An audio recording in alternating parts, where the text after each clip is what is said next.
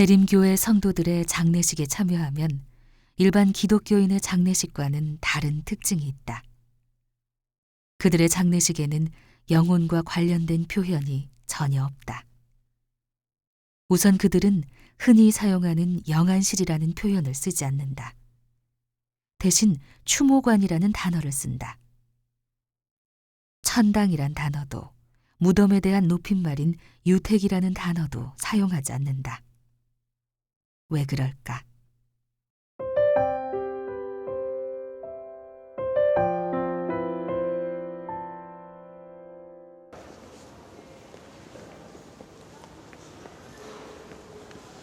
그렇습니다. 우리 재림교인들이 죽음 이후의 소망을 이야기할 때 늘 잠, 부활, 그리고 재림이라는 단어를 사용합니다.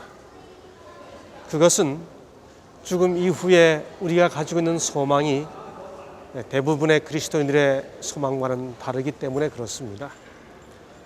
무엇이 다를까요? 첫째는 죽음 이후에 영혼이 살아있어 천국 혹은 지옥으로 간다고 생각하지 않습니다. 둘째는 악인들의 영혼이 영원히 살아있어 영원한 지옥에서 고통을 당한다고 생각하지 않습니다. 셋째는 비록 귀신이 있기는 하지만은 그 귀신이 죽은 자의 영혼이라고 생각하지 않습니다. 넷째는 의인도 부활하고 악인도 부활하지만은 의인은 부활하여 영생으로 돌아가고 악인은 영원한 고통이 아니라 영원한 죽음으로 들어가게 된다고 믿습니다. 한마디로 말하면 영혼의 불멸이 아니라 몸의 부활을 믿습니다. 통계에 따르면 현존 70억 인구 중 하루 약 10만 명이 죽어간다. 1초마다 5명이 죽는 것이며 1년에 4천만 명이 죽는 것이다. 우리의 심장이 뛰고 있는 이 순간에도 누군가의 심장은 영원히 멈추고 있다. 그렇게 죽는 것이 우리 모두의 운명이다. 그리고 인간은 누구나 죽음을 두려워한다. 저도 고등학교 때 죽음의 공포에 깊이 사로잡힌 적이 있었습니다. 1973년 고등학교 입학식하던 그해 1월에 어머니께서 돌아가셨죠. 저희 고등학교 생활은 어머니의 죽음과 함께 시작되었고, 시간이 지나가면서 어머니가 계시지 않다고 하는 그 무존재감이 저를 사로잡기 시작했습니다. 어느 날 문득 한밤중에 혼자 생각하니 어머니가 사라지신 것처럼 마침내 나도 사라질 것이고, 내가 가지고 있는 관계와 나만이 가지고 있는 추억과 나만이 가지고 있는 모든 생각이 이 땅에서 다 사라진다고 생각하니 그 공포감이 나를 짓눌렀습니다. 그래서 어느 날 밤 혼자 마당에 나와서 하늘을 쳐다보며 고함도 질러보았죠. 좀 더 세월이 지난 다음 1990년 3월에 아버지께서 돌아가셨을 때는 그분의 일기장을 보다가 한 3년 동안 정말 그 허무감에, 삶의 허무감에 힘든 시간을 보냈습니다. 아버님의 마지막 일기는 그분의 쓰러져가는 생명의 불꽃처럼 희미하게 남겨지면서 그 마지막 일기를 남기고 있었습니다. 우리의 삶이 결국 이렇게 희미하게 사라질 것이 아닌가 하는 생각에 참 힘든 시간들을 보냈습니다. 미국 버지니아주 리치몬드에 있는 한 묘비의 비석에는 이런 말이 새겨져 있다. 나의 친구여, 잠깐만 발을 멈추고 여기를 보라. 나도 한때는 지금의 당신과 같았다. 그러나 머지않아 당신도 나와 같아질 것이다. 그러니 나를 따라올 준비를 하라. 어느 날 한 여행객이 그리로 지나가다 그 글을 읽고 그 비석 위에 이렇게 적었다. 당신이 어디로 갔는지 모르는데 내가 어떻게 당신을 따라가겠소? 정말 죽으면 어디로 가는 걸까? 어떤 사람들은 재림교회가 이단인 이유 중 하나로 여전히 재림교회의 부활신앙 교리를 언급한다. 그래서 이 마지막 편에서 이 문제에 대해 왜 재림교인들은 대부분의 그리스도인들과는 달리 믿는지에 대해 말하려고 한다. 그렇습니다. 사람은 죽으면 어디에 가 있습니까? 재림교회는 그 해답을 성경에서 찾습니다. 성경의 주인공이신 예수께서는 나는 처음이요 나중이니 무릇 산 자라 내가 전에 죽었었노라. 볼지어다 이제 세세토록 살아있어 사망과 음부의 열쇠를 가졌다고 요한계시록 1장 17절 18절에서 말씀하셨습니다. 이제 성경에서 사망의 열쇠를 찾은 재림교회의 믿음을 하나씩 설명드려 보겠습니다.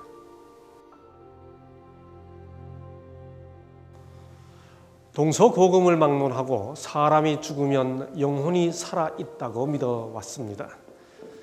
미라를 만든 것은 망자의 영혼이 언젠가는 돌아와서 육신과 만난다고 믿었기 때문이고, 제사를 지내는 것은 조상의 영혼이 살아있다고 믿었기 때문입니다. 그러나 이런 생각은 성경의 가르침과는 맞지 않습니다. 성경은 답안지 같다. 죽은 자의 영혼은 살아있는 것일까? 성경은 어떤 대답을 하고 있을까? 사람은 죽으면 소멸되나니 그 기운이 끊어진즉 그가 어디 있느뇨? 죽은 자가 여호와를 찬양하지 못하나니 그 호흡이 끊어지면 흙으로 돌아가서 당일에 그 도무가 소멸하리로다. 이 성경절들은 죽은 자는 여호와를 찬양하지도 못하고 기억하지도 못하며 살해하지도 못하고 감사하지도 못한다고 말합니다.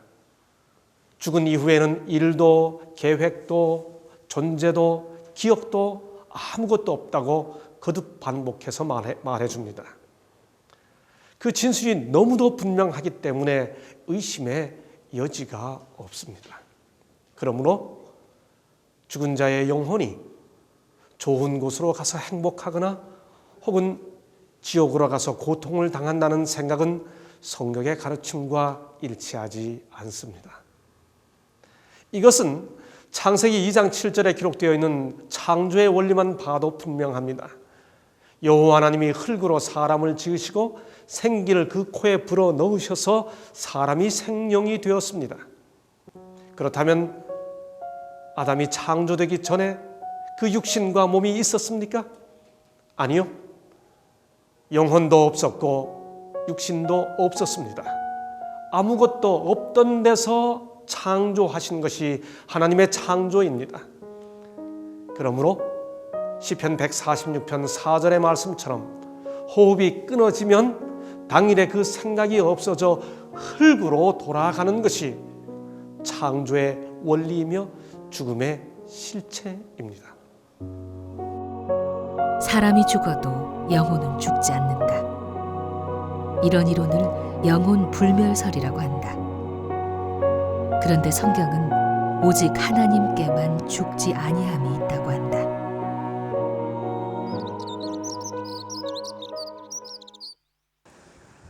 김상래 목사가 누님을 만나기로 했다. 오늘 함께 가야 할 곳이 있다. 같이 가기 전에 근처 교회에서 함께 이야기를 좀 나누려고 한다. 왔어요? 왔어요? 아유, 반갑네. 아이고. 어떻게 이롭고? 네. 오래 걸렸어요? 오늘 날씨가 아주 좋네. 매형도 같이 나와주었다. 그래. 부부는 강원도에 사는데 가깝지 않은 거리라서인지 평소에는 만나기가 쉽지 않다. 오랜만에 만난 세 사람은 반갑다. 성희 아빠, 네. 하나님은 아담과 하와가 선악과를 따먹으면 죽는다고 하셨는데 사단은 안 죽는다고 했어. 그러니까 하나님은 정령주의라고 했고 창세기 3장 4절에서 사단은 결코 죽지 아니하리라고 했는데 근데 사람이 죽는단 말이야. 사람이 죽는 현실 앞에서 결코 죽지 않겠다고 했던 그 말을 합리화시킬 수 있는 마지막 논리가 뭐냐 하는 거죠. 그때 할 수 있는 말이 몸은 죽어도 근데 영혼은 안 죽는다. 이렇게 하면 그 말이 되죠. 그러니까 결국 결코 죽지 아니하리라 했던 그 말이 영혼은 안 죽는다는 말의 최초의 기원이다. 이렇게 이해할 수 있는 거죠.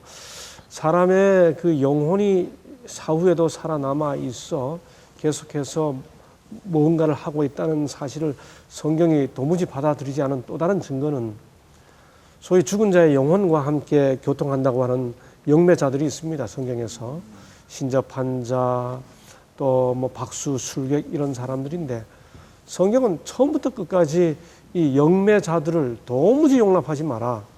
그런 자들을 용납하는 자는 백성 중에서 끊쳐짐을 당할 것이다.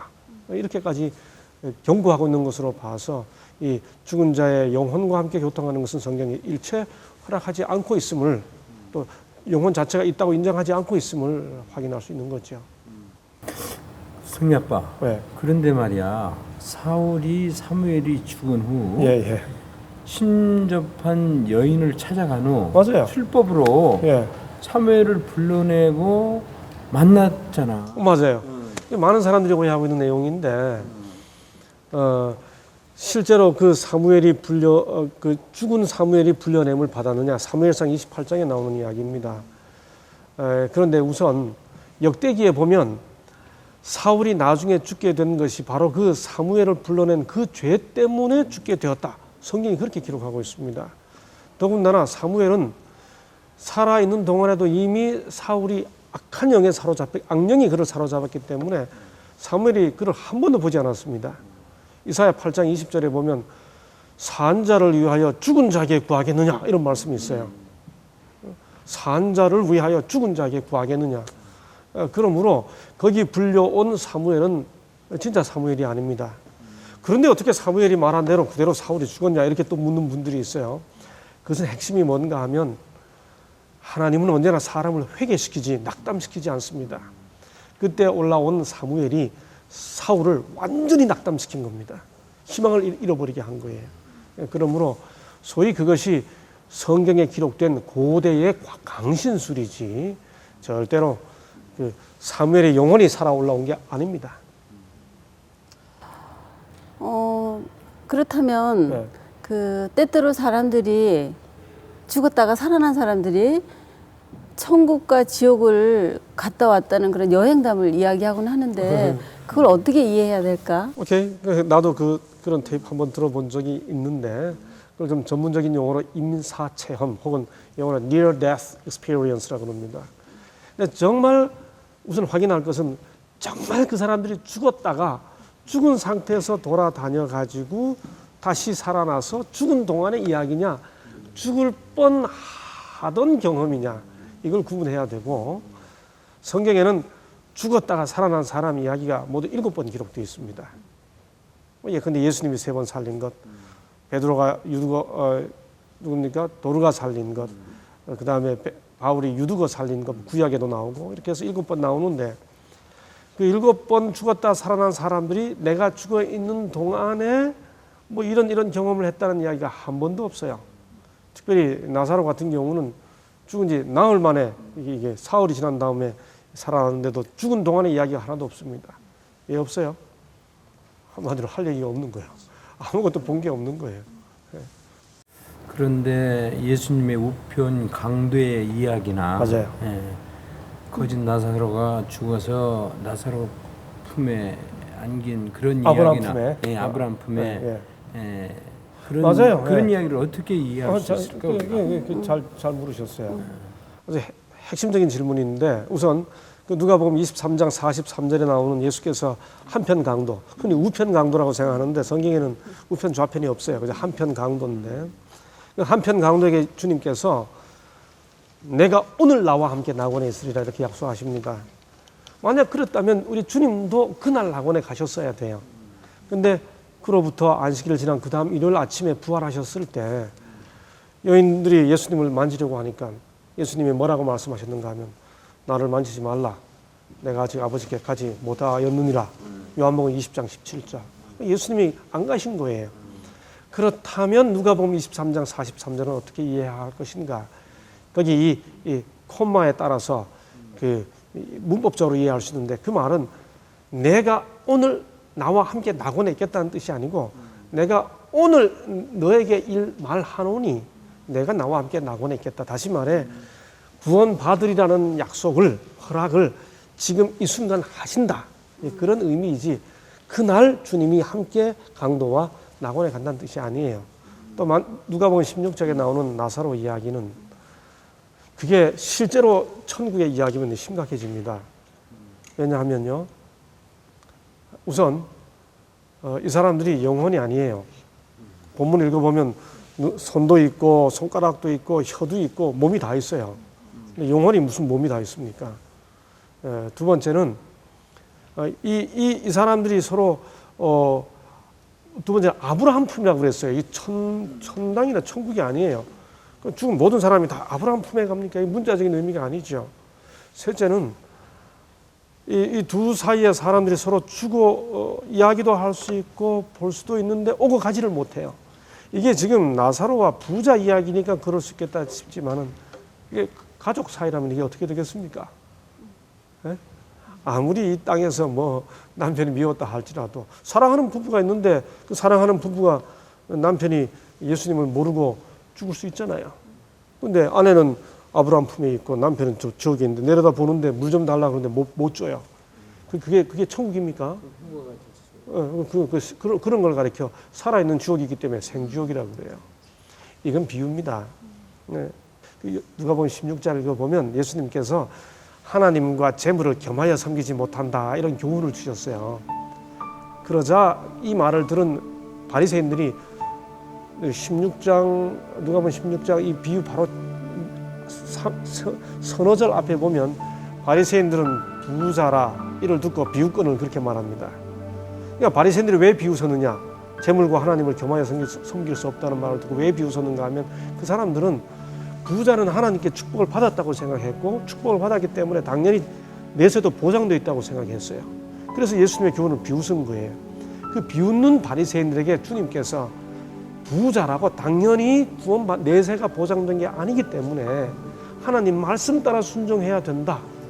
모세 이 비유의 마지막 결론에서 모세에게 듣지 아니하면 죽은 아이를 보내서 가도 안 들을 거다 이렇게 말씀하셔요. 성경 말씀대로 따라 살지 않으면 절대로 내세가 보장된 게 아니다. 이걸 가르치기 위해 이 교훈을 가르치기 위해 비유를 드신 거예요. 절대로 그 영혼이 천국에 가서 지내는 그 상황을 혹은 또 영혼이 지옥에 가서 고통당하는 그 상황을 실제로 묘사한 게 아닙니다. 분명하죠? 맞아. 예. 누님과 매형과 함께 가기로 한 곳은 재림공원 묘지이다. 부부에겐 아픈 상처가 있다. 아들을 그곳에 묻었다. 40여 분을 차로 달리면 경기도 부천에 재림공원 묘지가 있다.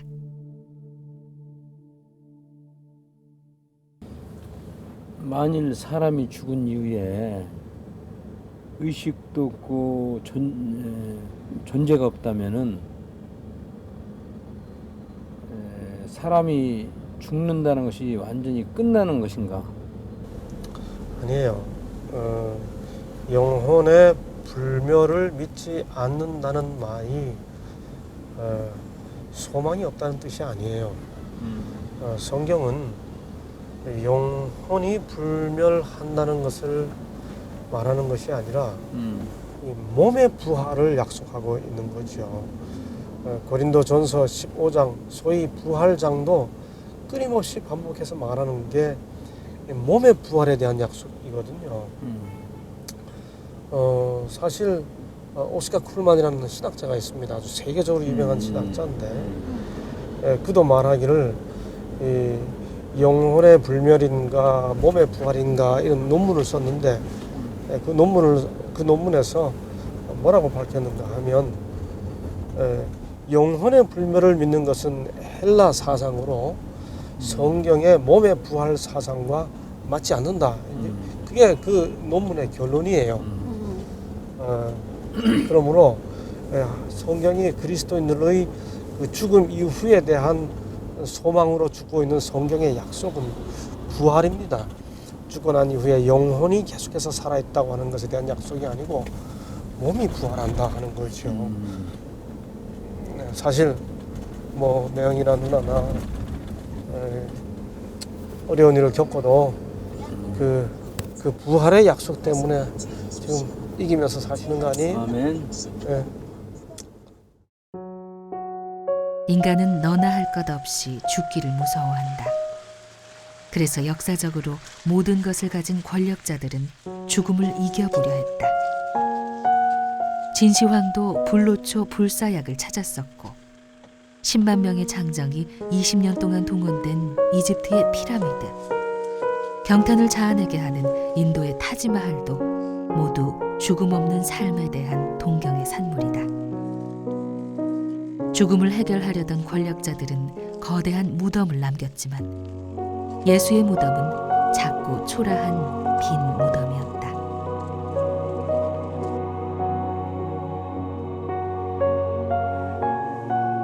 성경은 결코 의인만 부활한다고 말하지 않습니다. 요한복음 5장 29절에서 예수님은 의인과 악인의 부활이 있다고 말씀하셨고 사도행전 24장 15절에서 사도 바울도 악인과 의인의 부활이 있다고 말했습니다. 그러므로 결국 이 세상에 존재한 모든 사람들이 부활하게 됩니다. 그러나 의인과 악인의 부활은 그 성질과 시기와 결과가 다릅니다. 의인의 부활은 생명의 부활이요 악인의 부활은 심판의 부활입니다.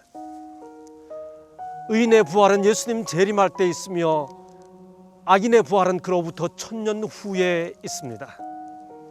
의인의 부활은 그 부활의 결과 영생에 들어가지만 악인의 부활은 부활하여 둘째 사망에 이르게 됩니다.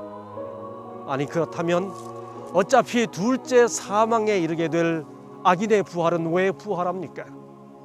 이유는 아담 때문에 모든 사람이 죽게 된 그 운명을 예수께서 해결하셨기 때문입니다. 예수의 죽음은 아담이 초래한 모든 죽음의 삭슬을 갚았고 예수의 부활에 근거하여 이 땅에 존재하는 모든 사람이 부활하게 됩니다.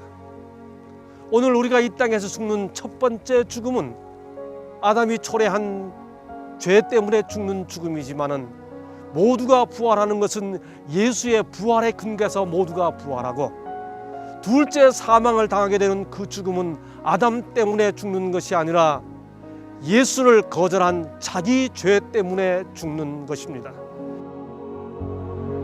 이 예수의 부활이 아담이 초래한 죽음을 완전히 해결했다.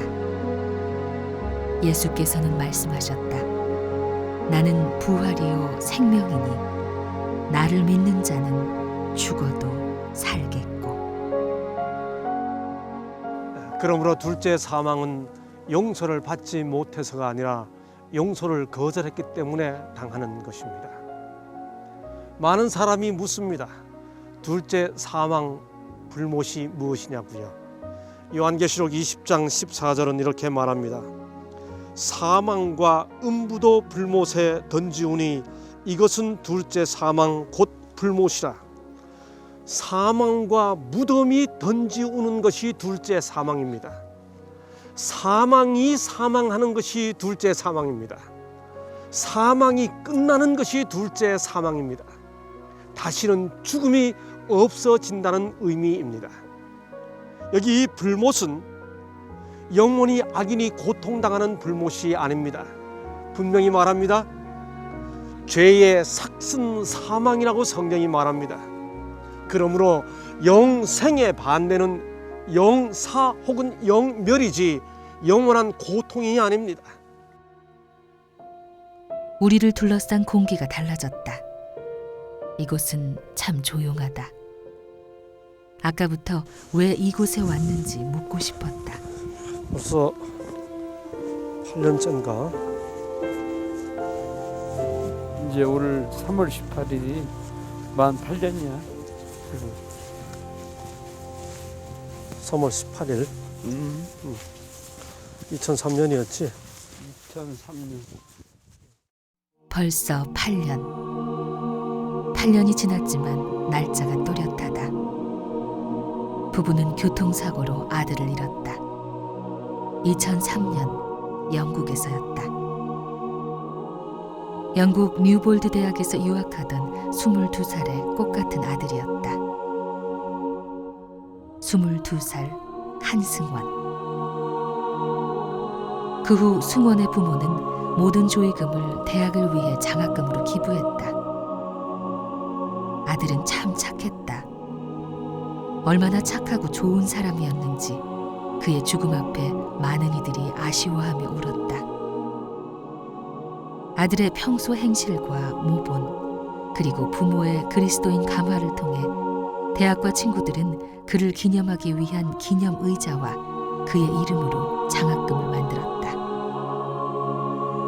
한승원 장학금. 참 선했던 아들의 모습이 떠오른다. 그렇게 부부는 다시 아들을 가슴에 묻는다. 부부는 부활의 때를 기다려본다.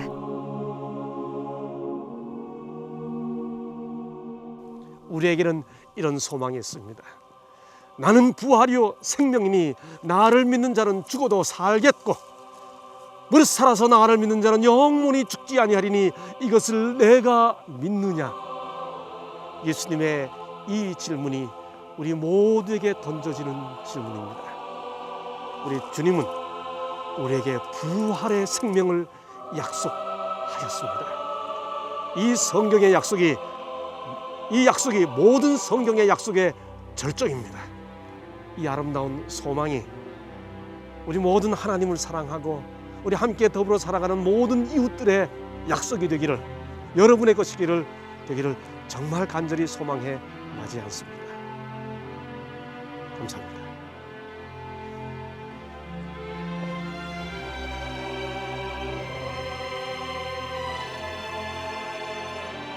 안녕하십니까 라는 인사로 시작된 재림교회에 관한 오해와 진실 7편의 영상이 끝났다. 김상래 교수에게 우리가 묻고 그가 답했던 것들은 재림교회에 대해 잘못 알려진 것들이다. 이 영상을 기획한 이는 평생 그의 마음속에 있던 안타까움과 사명감으로 이 재림교회에 관한 오해와 진실이라는 영상을 만들었다. 그리고 김상래 교수는 그의 신앙생활 중에 꼭 하고 싶었던 말이었다고 한다. 몇십 분짜리 이 영상들에는 어떤 이들의 재림교회에 대한 사랑과 소망과 열정과 간절함 그리고 진실을 담고 있다. 이 영상이 재림교회에 대한 오해를 푸는데 도움이 되면 좋겠다.